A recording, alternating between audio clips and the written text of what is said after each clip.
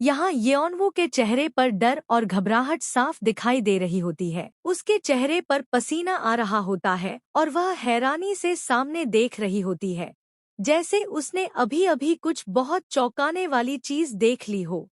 तभी एमसी उसके सामने खड़ा होकर गंभीर आवाज में कहता है, फ्रॉम दिस मोमेंट ऑन, यानी अब से सब कुछ बदलने वाला है। और येओनवू समझ जाती है कि आगे कुछ बड़ा होने वाला है।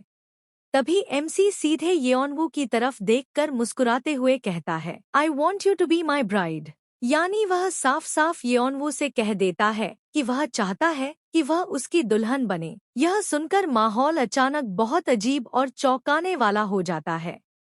फिर एमसी हल्की मुस्कान के साथ कहता है, तुम तो हर मिनट अपना फैसला बदल देती हो। यह सुनकर येओनवू थोड़ा कंफ्यूज हो जाती है और समझ नहीं पाती कि एमसी अचानक ऐसा क्यों कह रहा है। तभी एमसी येओनवू के बहुत करीब आकर उससे गंभीर आवाज में पूछता है, क्या तुम्हें मेरे जज्बातों के साथ खेलना मजेदार लग रहा है? उसकी आंखों में हल्की मुस्कान होती है, लेकिन उसके शब्दों में एक अजीब सा दबाव महसूस होता है। येओनवू थोड़ी घबराकर पार्डॉन कहती है। फिर एमसी हल्की मुस्कान के साथ कहता है कि शायद येओनवू उसे बेवकूफ समझ रही होगी, क्योंकि उसने उनसे मिलते ही उसे अपने साथ रहने के लिए कह दिया था।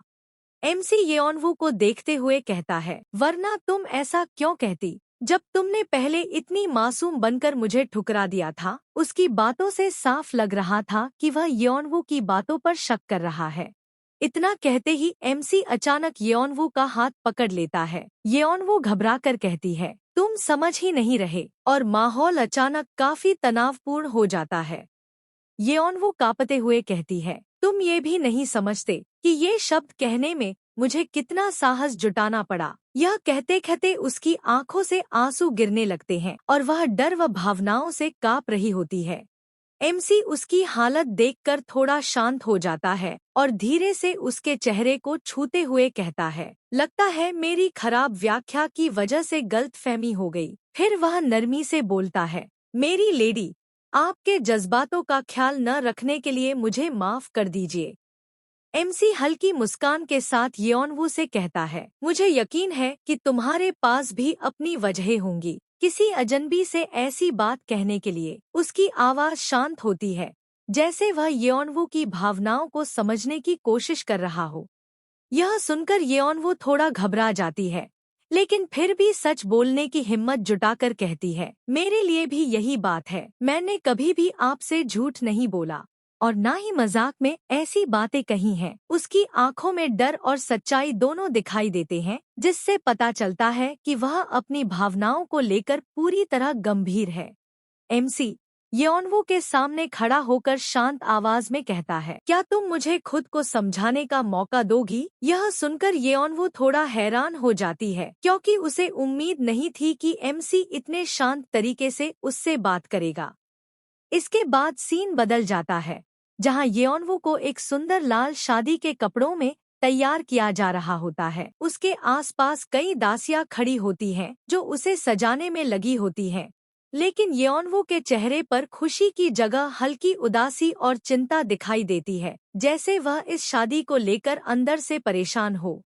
अब येओनवू पूरी तरह दुल्हन के कपड़ों में तैयार दिखाई देती है। उसके सिर पर खूबसूरत गहने और सजावट होती है, जिससे वह बेहद सुंदर लग रही होती है। लेकिन उसके चेहरे पर हल्की उदासी और चिंता साफ दिखाई देती है, जैसे उसके दिल में बहुत सारे ख्याल चल रहे हों।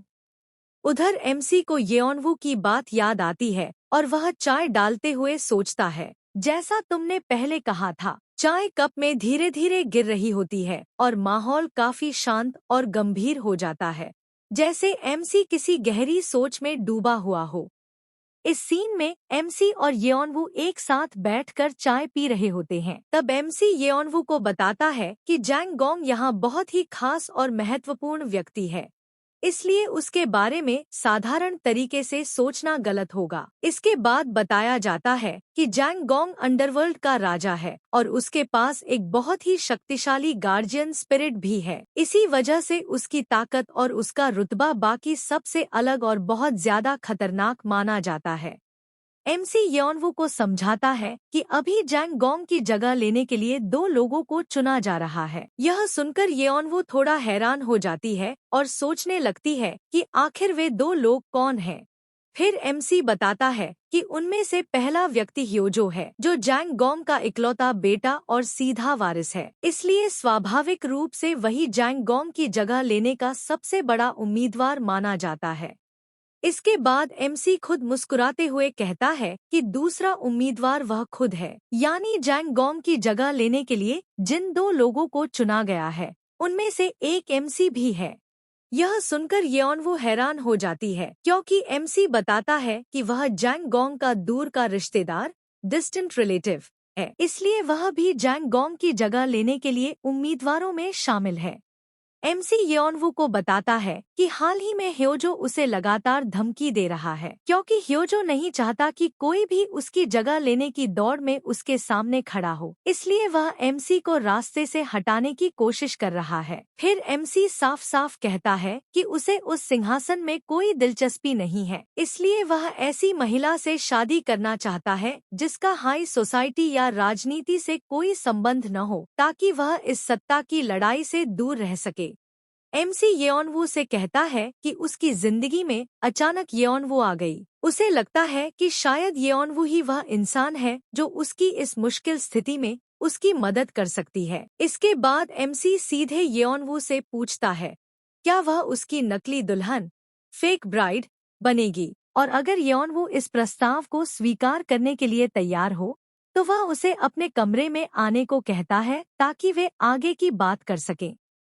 कुछ समय बाद येओनवू एमसी के बुलाने पर वहां पहुंच जाती है। नौकर आकर एमसी को बताता है कि लेडी येओनवू आ गई है। तभी येओनवू अपने मन में सोचती है कि अपनी पिछली जिंदगियों में उसने कभी भी जैंग गोंग के किसी दूर के रिश्तेदार के बारे में नहीं सुना था। येओनवू के मन में अभी भी शक और उलझन है। उसे समझ नहीं आ रहा कि क्या सच है और क्या झूठ, लेकिन अपनी मुश्किल हालत की वजह से वह सोचती है कि उसके पास इस प्रस्ताव को स्वीकार करने के अलावा कोई दूसरा रास्ता नहीं है।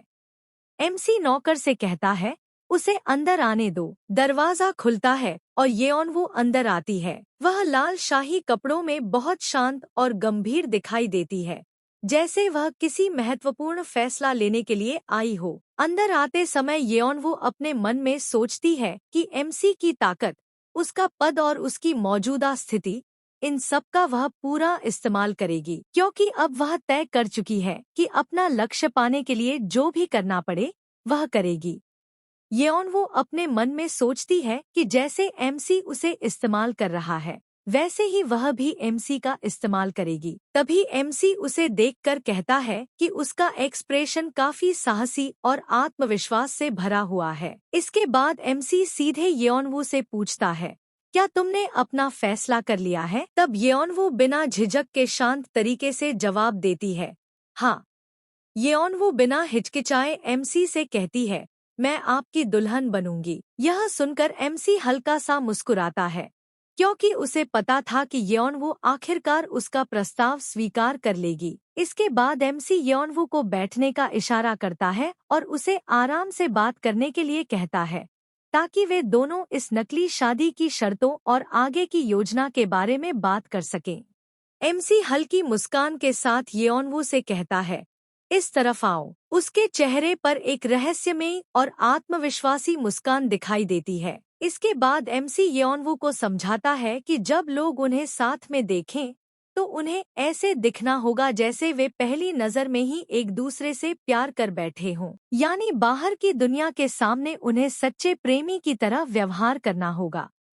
एमसी धीरे से येओनवू के करीब आकर मुस्कुराते हुए कहता है, मैं तुम्हारी गर्दन को किस करने का सोच रहा हूँ। उसकी आवाज और अंदाज से साफ लग रहा होता है कि वह येओनवू को थोड़ा छेड़ भी रहा है। फिर एमसी उससे पूछता है, क्या तुम मुझे ऐसा करने दोगी? यह सुनकर येओनवू थोड़ी घबरा जाती है। उसके चेहरे पर हल्की शर्म और झिझक दिखती है, लेकिन वह धीरे से जवाब देती है, नहीं।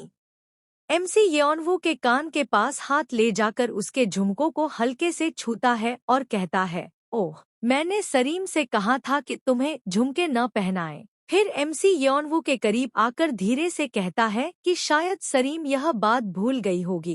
इस दौरान येओनवू थोड़ा घबरा जाती है क्योंकि एमसी अचानक उसके बहुत करीब आ जाता है। अचानक एमसी के इतने करीब आने पर येओनवू को अपने अतीत की एक दर्दनाक याद आ जाती है। उसे याद आता है कि कोई आदमी उसके बहुत पास आकर उसका नाम येओनवू कह रहा था। यह याद आते ही येओनवू डर के मारे झटके से पीछे हट जाती है। इसके बाद येओनवू के दिमाग में उसका पुराना ट्रॉमा और साफ दिखने लगता है। उसे याद आता है कि अतीत में एक आदमी ने उसे जबरदस्ती पकड़ लिया था और उसे डराया था, और उसी समय उसने उससे कहा था, याद रखो। इस भयानक याद की वजह से येओनवू के चेहरे पर डर और घबराहट साफ दिखाई देने लगती है। येओनवू को अपने अतीत की वह डरावनी घटना और साफ याद आती है जब उस आदमी ने उसके कान के पास आकर कहा था, तुम्हें किस करने का हक सिर्फ मुझे है। यह याद येओनवू के लिए बहुत दर्दनाक और डरावनी थी। तभी अचानक येओनवू वापस वर्तमान में आ जाती है और डर के मारे एमसी को जोर से धक्का दे देती है। एमसी भी इस अचानक हरकत से थोड़ा चौंक जाता है, जबकि येओनवू के चेहरे पर अभी भी डर और घबराहट साफ दिखाई दे रही होती है।